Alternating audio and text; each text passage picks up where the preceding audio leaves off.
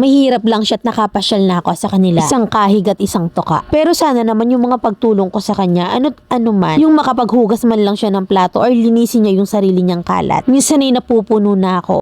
Matagal na kaming magkaibigan. We're friends since high school pa. Lagi akong nandyan para tumulong sa kanya. Mahirap lang kasi ang pamilya niya kaya naman naaawa ako. At bukod doon okay naman siya sa pamilya ko kasi very close din sila. Ako yung superwoman sa aming dalawa. One call away kumbaga. Laging handang tumulong pagdating sa kanya. Nung high school kami hanggang nag-college kami ay lagi ko siyang nililibre kahit saan. Sa tuwing may labas ang tropa or gala, palagi kong sagot yun kasi gusto ko talaga siyang kasama. Pagdating sa mga school assignments namin ay lagi din akong nandyan kasi palagi rin naman siyang nasa aming bahay. Na kahit hindi naman kami magkaklase, ako yung gumagawa ng reports niya. Ahead ako sa kanya ng 2 taon kasi may accident history ako nung bata pa. So 27 na ako ngayon at siya naman ay 25. Kapag nasa bahay ko namin siya, matik na yon nasagot kong lahat. Kahit na yung mga personal use ko ay pinapagamit ko sa kanya. Pwera na lang sa underwear, laptop, bag, damit. Kahit nga pants ko na naisuot ko na at pag nagustuhan niya, sinusuot niya rin. Kumbaga wala siyang arte sa katawan. Kaya lang kasi sobrang tamad niya. Kapag nakain siya, never man lang siyang naghugas ng pinggan. Kahit yung pinagkapihan namin, never talaga. Na minsan nakakalimot pa siyang mag-flush ng CR. Kaya naiirita ako pag siya yung nagamit. Siguro dahil hindi lang talaga siya sanay or nasanay siya sa ganong style, may pagkasamlang. Aminado kung alam ko na laki siya sa hirap kasi nakapasyal na ako sa kanila. Isang kahig at isang tuka talaga. But my point is, sana man lang sa lahat ng pagtulong ko sa kanya, ano man lang yung maghugas siya ng pinggan or ng plato at linisin yung mga pinagkalatan niya. Hindi naman siguro siya mababalian doon. Na madalas ay dito siya nakakatulog sa amin. Na ako yung nagtitiklop ng pinaghigaan niya. Na minsan ako yung kinakagalitan ni mama. Hindi ko naman masabi kay mama kasi ayoko rin namang sumuma yung tingin niya sa friend ko. Ako na yung naging ate niya at ayoko rin naman na magkaroon kami ng lamat sa pagsasama namin. Ako nga kapag napunta ako sa mga kaibigan ko or ibang relatives namin, never akong nag-iwan ng kalat sa pinagkilusan ko. Na sana man lang ma-adapt niya yun sa akin kasi ever since magkasama naman kami. Meron ba talagang ganitong tao na walang pakialam sa palibot? Or hindi maalam mahiya. Kaya naman minsan napupuno na ako kung ako yung laging kumikilos pag magkasama kami. Kaya naman ang ending ako yung laging pagod at nag-a-adjust sa kanya. Hindi na lang ako kumikibo kasi ako yung babae na ayaw ko ng maraming sinasabi. Na kahit na nga minsan napansin na rin yun ni mama sa kanya, pero dinidepensahan ko na lang siya. Minsan hindi na lang ako naimik. Hinahayaan ko siyang magkusa pero wa-effect talaga eh. Ang ending mamumuti yung mata ko at wala rin kikilos kundi rin naman ako. Nadalaw pa lang siya sa bahay namin yan ha. Ngayon ngayon nag-a-apply kami ng sabay at balak namin na mag-dorm kami pareho. Nakapagbigay na siya sa akin ng down payment at na-full ko na rin ang bayad sa landlady namin. Gusto ko rin kasi na may kasama ako sa bahay kasi takot ako mag-isa, Mami Len. At mas gusto ko na mas kilala ko yung kasama ko. Wala rin naman akong choice kundi ang kasama siya sa ngayon kasi bayad na siya. Mami Len, paano ko ba yun sasabihin? Ano ba yung dapat kong gawin? Letter sender, Realin ng Antipolo Rizal.